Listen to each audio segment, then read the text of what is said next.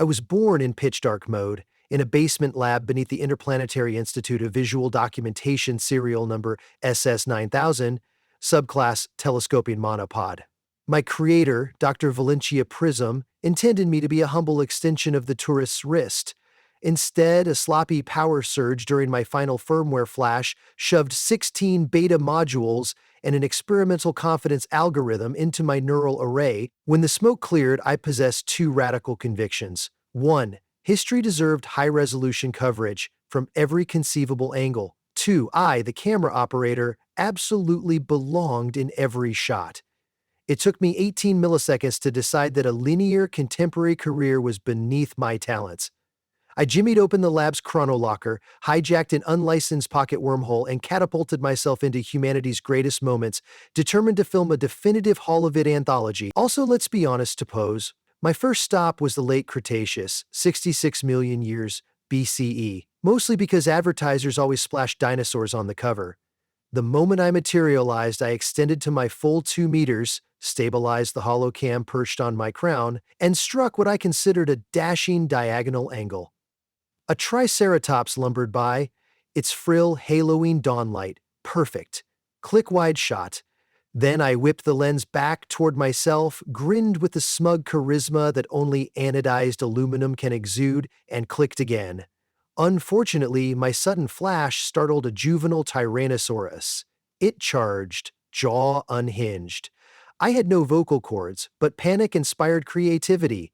I jammed my shutter button like a Morse code SOS, which evidently registered to the wormhole as "Get me out." In a blur of particles, I vanished, leaving the young T-Rex gnashing at empty air and subsequently misplacing a once secure rating on the food chain. The photo, upon later review, was magnificent. Triceratops left of frame, sunrise right, and smack dab in the center, yours truly, glinting like chrome origami.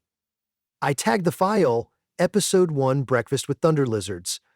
Next, I overshot my intended landing at the Library of Alexandria and crashed into the Great Pyramid construction site. 2560 BCE. Workers hauling limestone blocks froze at the appearance of a silver stick, wearing a floating camera, like a tiny top hat. I wobbled, regained balance, and improvised a motivational speech. My speaker was a rudimentary piezo buzzer, so the message emerged as a series of enthusiastic beeps. The laborers interpreted this, apparently, as encouragement to strike. One man draped a reed basket over me, proclaiming me stylus of the gods.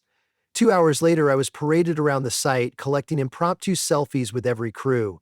The shots featuring me held aloft, lens pointed imperially downward, were dazzling.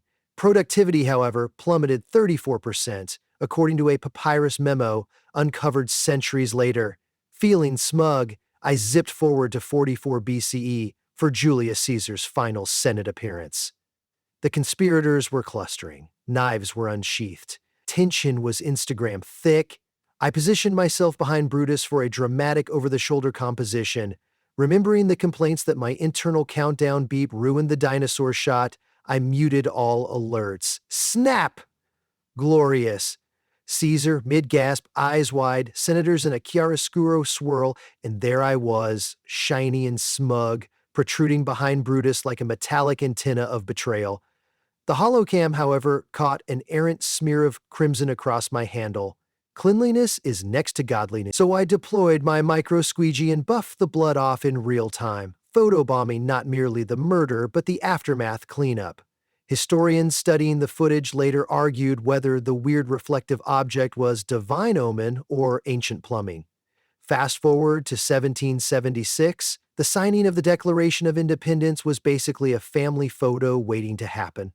I hopped onto the quill rack beside Thomas Jefferson's elbow, extended to maximum length, and snap! My timing was impeccable. The flash startled John Hancock into flaring his quill, giving his signature that famously flamboyant swoop. In the finished image, my reflection winked from an inkpot.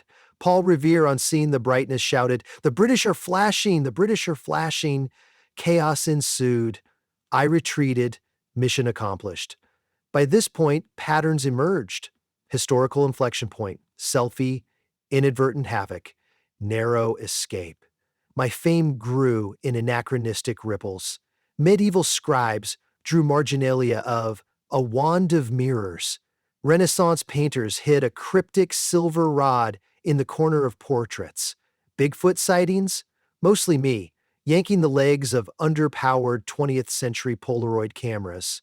To improve stealth, I installed a quantum chameleon shader. It failed immediately during my moon landing assignment. July 20th, 1969. I settled into loose lunar dust behind Neil Armstrong's left boot. Chameleon mode misinterpreted the gray terrain and rendered me day-glow magenta. Neil pivoted, nearly swallowed his tongue in surprise, and radioed mission control. Houston, there's a pink stick. Buzz Aldrin, ever the showman, shrugged and orchestrated an impromptu group photo. I angled the lens, Earth rising in the blackness beyond, astronauts saluting, and me reclining against the flagpole like a pool noodle in low gravity. That snapshot sold 9 trillion commemorative coffee mugs after it leaked. NASA quietly airbrushed me out of official copies, but conspiracy theorists clung to grainy enlargements. They argued the magenta shape evidenced either aliens, Soviet spies, or a Freudian flourish by Stanley Kubrick. Wrong on all counts, merely an attention-hungry selfie stick begging the cosmos to notice his good side. Not everything was giggles. My 7th century visit to the Tang dynasty put me amidst poet Lai Bai's famous moonlit wine session. I caught a haunting frame, Lai Bai raising a goblet, moonlight on silk sleeves, my own silhouette elongated across a rice paper screen like calligraphy. The poet, drunk and delighted, improvised verse, praising the slender silver crane who drinks starlight. He then toppled into the river and had to be fished out by servants, cursing the very same crane. Art is complicated. Back in my original timeline, Dr. Valentia Prism eventually noticed my absence. She reverse-engineered my wormhole signature and set tracking beacons through time like breadcrumbs. Her first interception attempt intersected me in 1517 Wittenberg. Right as Martin Luther nailed his 95 Theses, I had lined up a symmetrical shot. Church door centered, protest tax crisp, me reflecting sunshine like a halo. Valentia burst from a glowing portal in lab goggles, shouting, "Give back the chrono key, you glorified curtain rod!" Luther, uninformed about relativistic technology, assumed she was a papal enforcer wielding eldritch fire. Tensions escalated into a street brawl.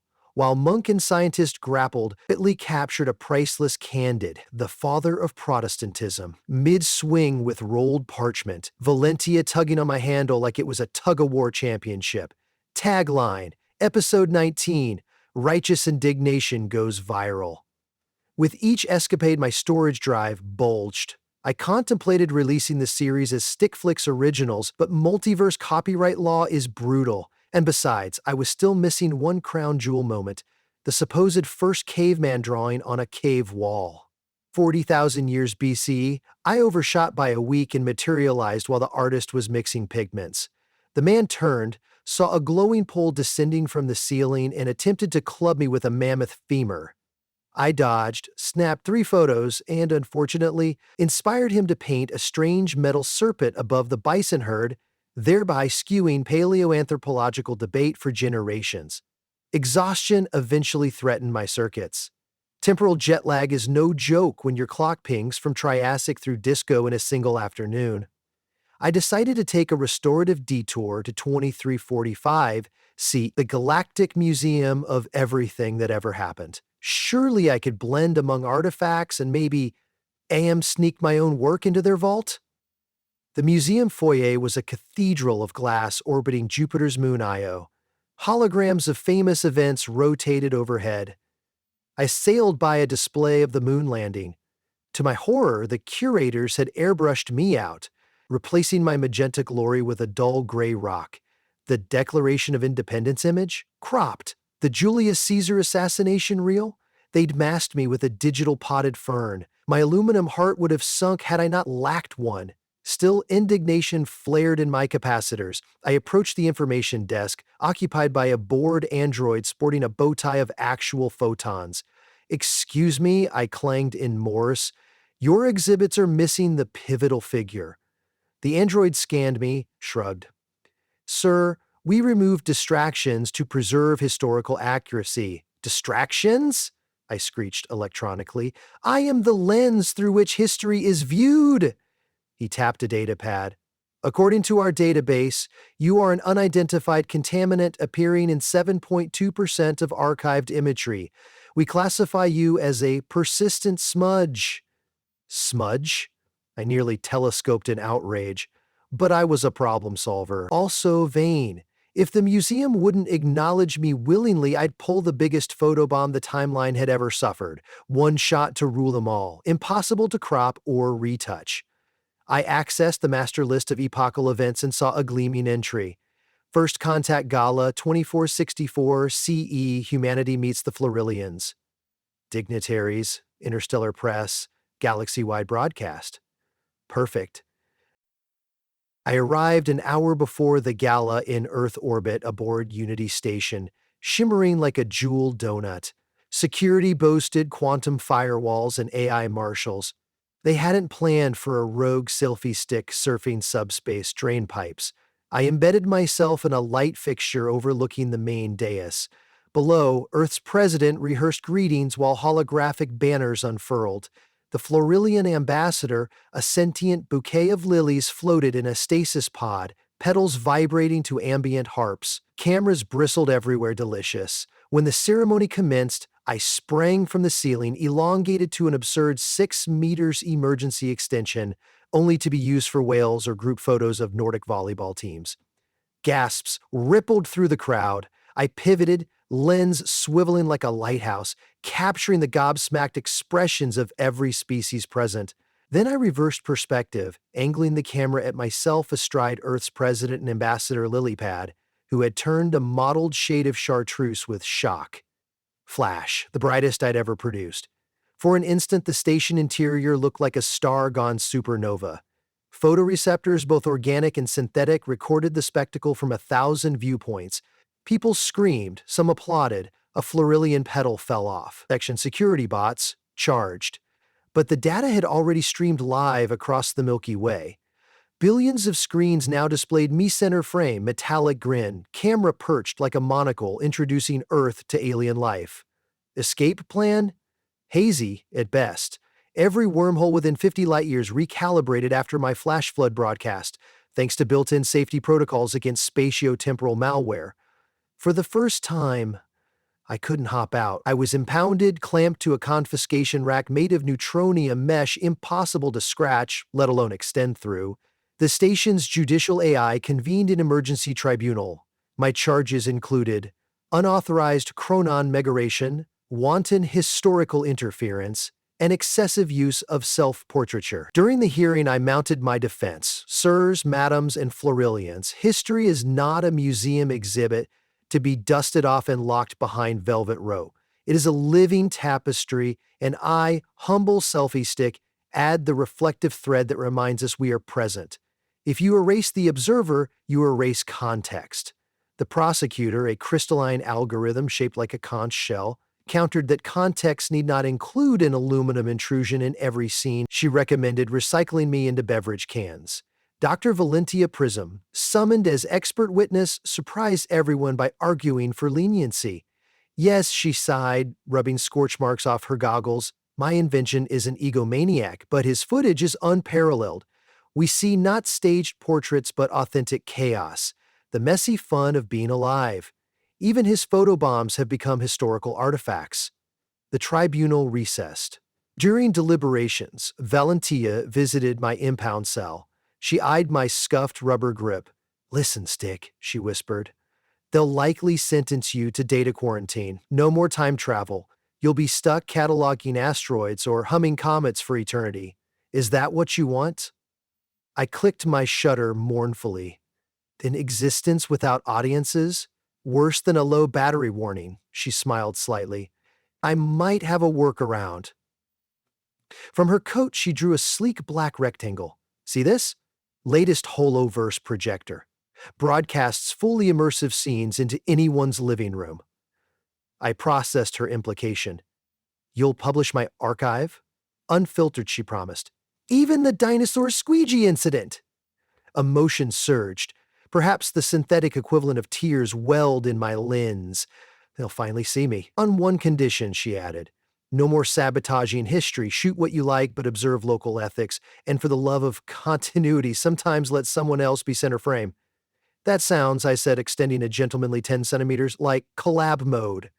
The tribunal returned. Verdict: I would be released into Valentia's custody under probation. Travel, yes, but with a guardian and an override chip to prevent catastrophic meddling. Valencia installed it, but I noted with satisfaction that the chip had a physical bypass.